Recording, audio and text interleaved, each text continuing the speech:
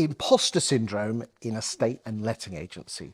Today, I'm joined by Dan Firth, who is an estate agency and letting agency trainer.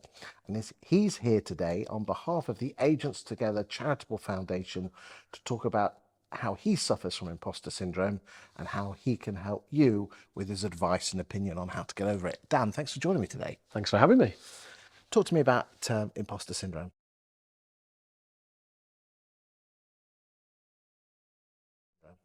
I mean, what a great subject, I think. But even those words, when you say the words imposter syndrome, feel quite scary. And I think this is, when I wanted to talk about imposter syndrome, I wanted to try and bust some of those myths around it's not scary, it's not a bad thing. Actually, imposter syndrome, in my opinion, is a really good thing. It's just fear, isn't it? If you just understand what it is. And, you know, when I suppose the light bulb moment for me with imposter syndrome was understanding that it was just me being outside of my comfort zone. It was just me being maybe taking a step further than I've ever been before. So it wasn't scary, it was exciting and it was challenging, but it's taken me a while to get there. How did you realise that? I think understanding that actually I'd earned the right to do that. I think that's really important with imposter syndrome. There's probably two choices or two ways of looking at imposter syndrome. If you feel uncomfortable, you may well not deserve to be there because maybe you've cheated or if someone's lied on their CV or something, and they've found themselves in a position that they shouldn't be in. Okay, that's on you.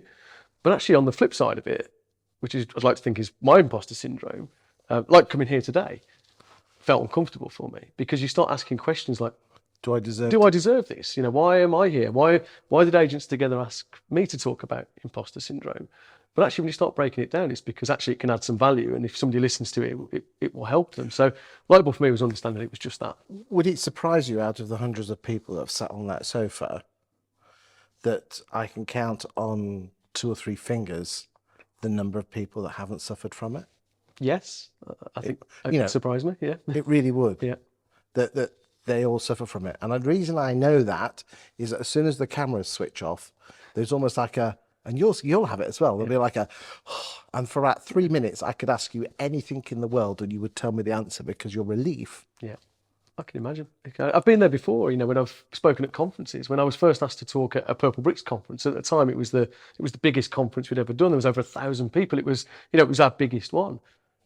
And someone said, "You're speaking at the conference." And my first reaction was, "Why me?" Well, actually, it was because I was the head of training, and there was things that I could say that would help people. But you're right. When I came off the stage, I was buzzing.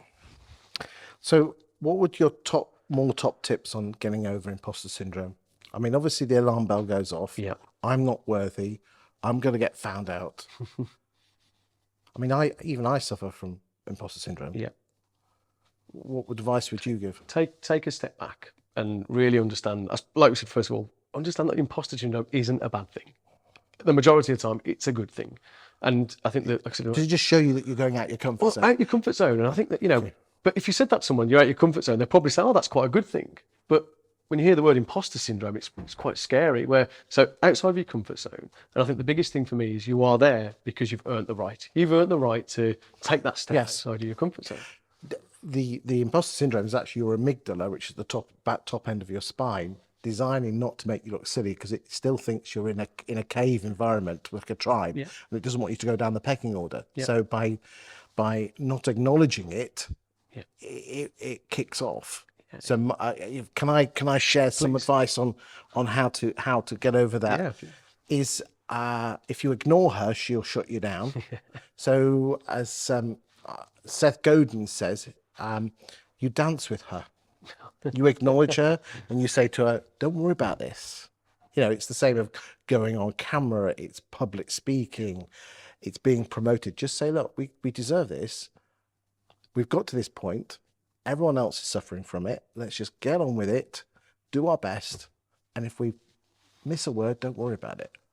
It's a great bit of advice. And, I think back to my first sort of step outside of my comfort zone was moving in to become a trainer. Yeah. From an estate agent. And the question that was asked for me at the time was, how do you feel when you knock on a door to value it? I said, well, fine. Yes, but if I judged you on your first valuation, I'd be awful. Yeah. And I'd have felt awful. And I think that's the magic thing is that we've all got to do it the first time. So just go through it, first valuation, first time you're intimate with someone, the first time you door knock, the first time you do public speaking. And as you go through it, the amygdala, that little voice in your head, that feeling, it's not words, it's a feeling, isn't it? That heart, you just say, we've got this. Thank you. It's like an old 1970s alarm from a dodgy shop. Just the alarm goes off, got this. You look out for saber-toothed tigers and dark places, and I'll carry on. And now I'm able to speak on stage in front of 1,000 people, 1,500, and it doesn't even bother me. No. But I'll let you into a little secret. I'm in the Freemasons for my sins, and I what's in my pants when I'm doing some ceremony in front of 20 or 30 people. Because it's outside of your sort of normal comfort zone. Speaking about a state agency or letting agency, it's in your comfort zone. Yes. I think embracing it is the most important thing. That's the magic thing. Is that it's very easy for it's very easy for me to say yes, dance with it, but then when you put in a new environment, you have to say, hold on, so again, back 6 months ago, after 2 or 3 years of really what's the name in my pants with it, I embrace it. Come on, let's enjoy this. And if you miss a word, don't worry about it. People aren't. I think you're your own worst critic, aren't you? You will. I watch back videos and I think, slip of the tongue there. Nobody else has picked up on it. Can I give you some tips? Don't listen back to your videos, man. I don't listen back to any of my videos. I listen to the first 30 seconds, make sure I'm happy with the framing of the question, and move on. Yeah. I was there. Top tip for you there, boys and girls. Yeah. Any other top tips before we go? No, other than understand it, embrace it, dance with it, embrace it, dance with it, and understand. I suppose the last bit would be, if you don't have that sort of feeling in your stomach, that pit in your stomach, you're in your comfort zone. Yes, sure. So you have to go and find something to take you out of it. Thank you for your time today, Dan. Thanks for having me.